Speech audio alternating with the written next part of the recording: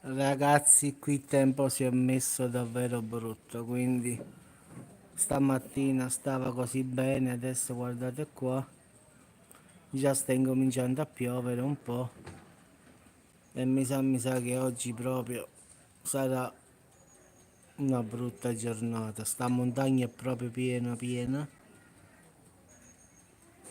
quindi già diciamo piove un pochino, a malapena, niente di eccezionale, ma secondo me oggi questo grigiore rimarrà così tutta la giornata, quindi proprio un'aria proprio cupa.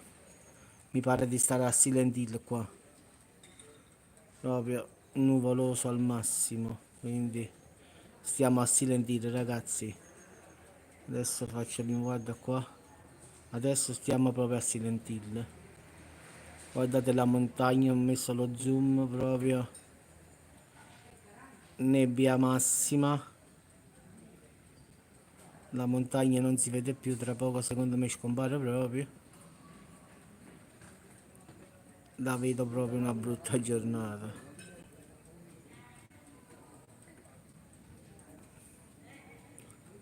Mamma mia, meglio così, va. Si vede meglio così. Comunque ragazzi, ciao Jacopo. Qui a Salerno il tempo è cambiato di nuovo, quindi stamattina era bene, mo. Ta ta ta ta.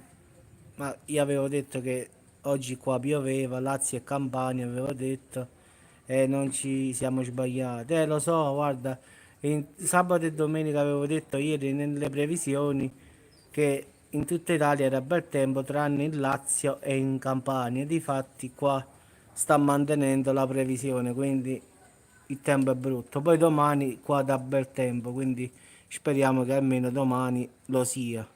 Però ieri la previsione era giusta, che Lazio e Campania era maltempo e difatti così è. Perlomeno in Campania è così. Poi nel Lazio non ho visto, ma penso di sì. Vi auguro buon appetito a tutti ragazzi, qua ci sta tempo da lupi, quindi stiamo a Silent Hill. Ecco qui come si vede. Buon appetito a tutti ragazzi e ci sentiamo più tardi.